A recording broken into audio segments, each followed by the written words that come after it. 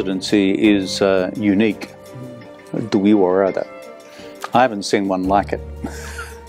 I don't think the American people have either, and probably not the Chinese people. And now they're beginning to take measures against China. So what can be done about it by people like us? Several decades ago, when you're still a 小路, not a 老路, when you're young, you were in China and you met some Chinese like political and business leaders. And now you met a new generation of Chinese business leaders. What do you see in these Chinese entrepreneurs? What I discover in China each time I go is a greater sense of creativity. And that is young entrepreneurs, middle-aged entrepreneurs, thinking in new ways about how to build a business. It's not just about technology. It's not just about new innovations. It's also about how you deliver services to the Chinese domestic market and then to the international market. So this is a good development. It takes quite a lot of time, but I think China's making some progress. But it's important for these young entrepreneurs to also understand what the global market is like. And it's sometimes quite different to the Chinese domestic market. Back to like 30 years ago, we cannot imagine a Chinese businessman to speak on the international stage, but now we have like Jack Ma and others. You and Jack Ma are good friends, so what do you talk about usually when you are together with him? Does he advise your daughter on how to do business? I don't think so. Well, I think Jack Ma has done a great job in building a business out of nothing. It takes a lot of enterprise to have nothing and then to build something and then to build something very big. And that's why I appreciate Jack's work. Also, he's a human being. He tells a story about when he first learned to speak English, and he had a pen friend in Australia. And so he went and stayed with his pen friend, I think, for several months in Newcastle. And that really helped him with his English. But the interesting thing is that since that time, every year, Jack invites that man's family to Hangzhou for a week's holiday. And he's done that ever since he's had the money to do it. Yeah. So I think that displays a very good set of Confucian values. And now he has a scholarship dedicated to the family. Yeah. Named by the family. I know your daughter is doing business in China. When he went there, do you give her advice on how to do business? What did you tell her? No, absolutely not, because I'm not a businessman. And my wife is. She's very smart, much smarter than I am. And she has developed a business since she was in her 20s. So my wife and my daughter, they talk business all the time. And my wife has spent a long time living in China. So the secret of the brains in our family is the women, okay? Not the guys like me. In terms of how to deal with Chinese people, what do you tell? Because I saw your daughter is doing very good in China, actually. So maybe she learned something from you. No, she does it all herself. I've never approved a single script of hers. In dealing with Chinese people, I mean, our simple approach as a family has always been just be very friendly, very polite, and just be honest, which is, we're good at this product is fine, this approach is okay, this policy is a good policy, in the case of governments. Because trust is a very rare thing, and you cannot abuse trust. So the only thing I've ever said to my daughter is, you must look after your customers, because they put some trust in you, and therefore you've got to return that trust.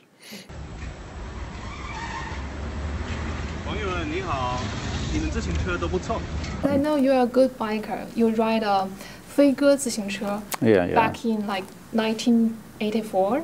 Yeah, I always had my own flying pigeon, and flying pigeons were very good. Very simple, but nothing could ever destroy them.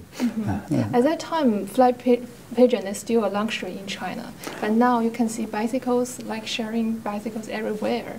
So China witnessed a lot of changes. What do you think is the most significant change? I think one of the smartest things that the Beijing municipal government has done is the bicycle system recently.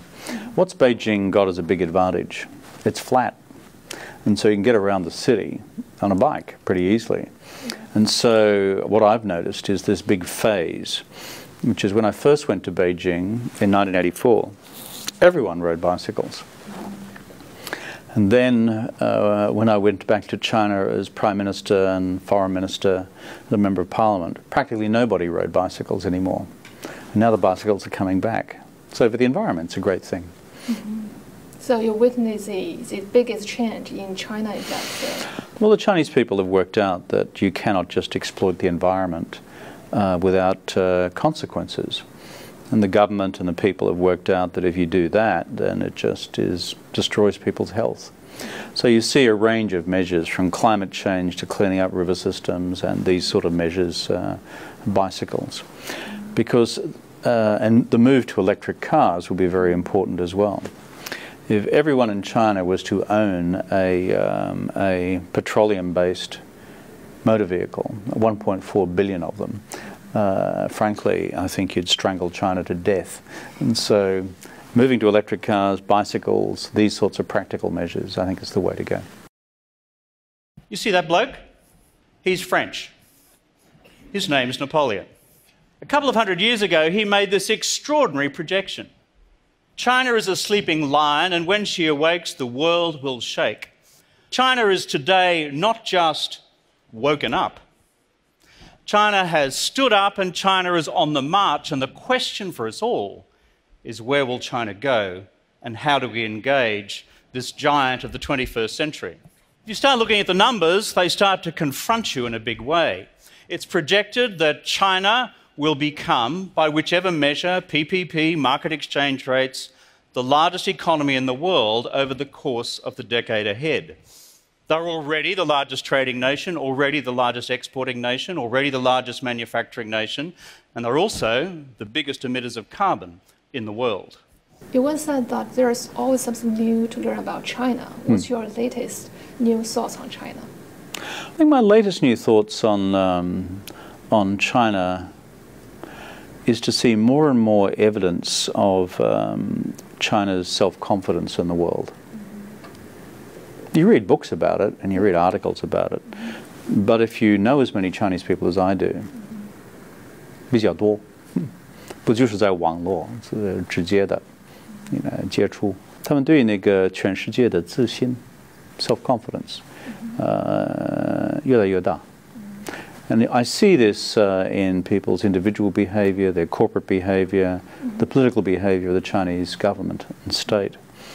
So I think what I see most is this growing self-confidence as China, having opened the doors in 1978, having reformed the economy through the 80s and 90s, and then having 走出去 after that. And then 10 or 15 years after 走出去, there is an increasing level of maturity about China's understanding of the world. It's not perfect, but what I see is a greater, more mature reflection of what the world is like, and a greater sense of comfort in working in the world. Like in your job, you wouldn't be doing this in New York 20 years ago, would you? True. Okay, so you're an example of this. But what do you think the confidence comes from? Because for a long time, Western scholars always think that Chinese people regard themselves as a victim instead of very competent in the world stage. I think... is it because of economy or culture or something else? Well, I think one of the good things about Chinese culture is you have this whole emphasis on 谦虚, modesty and humility. This is not often the biggest strength in the United States. You know that, I know that, and hopefully the Americans won't hear this, so that'll be fine. But the great advantage that China has, I think there is an instinctive modesty about the culture and about behavior, and deferring to people. I think this is a good thing. Secondly, I think that is a good skill for understanding the world. If you go out into the world and your attitude is purely 100% 自大, that doesn't help understand the world. You just create enemies that way. And so I think learning to take your time and to patiently understand the world is a very fruitful exercise, although it takes time. The third thing is just a very practical thing, which is the doors were shut for a long time, and then they opened. And now tens of millions of Chinese have gone out into the world. Probably now hundreds of millions, I'm not sure, either short-term or long-term. So the world is less of a mystery to the people of China. And then, of course, there's the point that you referred to, which is that China is now wealthier and as a country more powerful. The Chinese reformers of the late Qing dynasty dreamt of wealth and power. If you look at the traditional reformers of Yan Fu and Tan Tong and Liang Qichao and that whole period, even Kang Youwei, in the 1890s, prior to the Xinhai Geming, they always dreamt of how China could obtain wealth and power to deal with the young ren, Yapian Zhanzheng Dengdeng. So that was in the 1890s. 100 years later, wealth and power has arrived. And so I think Chinese people sense that, and that also enables them to be more confident in the world. Even though, as you know and I know, China still has stacks of problems. Chinese leadership knows that as well. You travel to China a lot of times, and now you live in New York, so you know China, you know U.S. very well. In the past, we have a lot of people who work on the China-U.S. relationship very well, like Dr. Kissinger, like Mr. Paulson. What did you learn from their experience? I think with Henry Kissinger, who I know very well, what Henry has concluded a long time ago is, first, a country as old as China does not change its fundamental views of the world quickly or easily. I mean, you've had a philosophical system and a system of language which is now, 4,000 years old, 3,000 to 4,000 years old. And so, as a result, you have a deeply entrenched view of the world and a view of yourself. There are no other countries like that. There are no other countries which are big modern countries which are simultaneously ancient countries. Perhaps Iran or Persia comes closest in terms of continuity. So that's the one thing which Henry emphasizes. I think the second thing is if you're going to try and help US-China relations, it's best to do it quietly. It's a very good principle. It's very easy in politics and in international relations to 说大话。说大话很容易，但是最困难的一件事就是解决好具体的问题。后来不说。That, I think, is a very clever approach from Henry. As for Hank, who I know as well, and so he has had a different perspective to Henry's, who has always been a foreign policy, national security guy. But what Hank has seen is the evolution of the Chinese entrepreneurial mind. And so he is constantly encouraged by what China has achieved in its economy. And so I listen to both of them a lot, and I'm privileged to count both of them as friends. Just now you mentioned Paulson's difference from Dr. Kissinger. What's your difference from them two? I'm an Australian. That's a pretty obvious difference. And I have no illusions about my importance in the world. At the end of the day, I am a former Prime Minister of one G20 country. These guys were respectively Secretary of State and Secretary of the Treasury for the largest country in the world. And so these guys carry a lot of influence. So I don't see myself in their league at all. You once joked about Australians are good at bring the drinks. You provide a suggestion, go and get a drink. Just as you mentioned, China has a long history, and the U.S. is the most powerful country in the world. So how do you make sure that your suggestions are more likely to be taken and more operational? Well, at the end of the day, you can't guarantee that because governments are governments. I have run my own government in the past, and governments ultimately make up their own minds. I think the key to successfully advising a government is to explain carefully your understanding of the interests of China and the interests of the United States. The interests of China as seen through Chinese eyes, but interestingly, the interests of China as seen through American eyes. And sometimes they're not the same thing. And by the same logic, it's important to explain to the Chinese American interests as the Americans see them. So, I think half the battle is in removing this problem of perceptions. Some of them are objective difficulties, where it's not a problem of language and culture. I agree with you that you are in a great place to talk to both sides in a way. But you're Sometimes. But you're not a Chinese, not America. You can see it. 100%大鼻子，不算是中国人。 Have you ever come across a situation where you have like an outsider dilemma or like a trust crisis? The outsider dilemma. Well, Australians generally have an outsider dilemma because we're the only Western country in Asia. And so we're kind of used to this outsider dilemma. Oh, there's New Zealand too. But as a result, we're used to being the odd man out or the odd man in, if you know what I mean. I think the key, there's one advantage in being an Australian in Asia relative to other Westerners. And that is, in our region, the Asia-Pacific region, we recognise the fact that there are much bigger, more powerful, and certainly more ancient cultures and civilizations than ours. Therefore, that places a burden of responsibility on us to understand these other cultures, to understand China from the inside, to understand Japan from the inside, as opposed to just thinking that these are expressions of Western thinking. The West is a relatively new idea, last 500 years.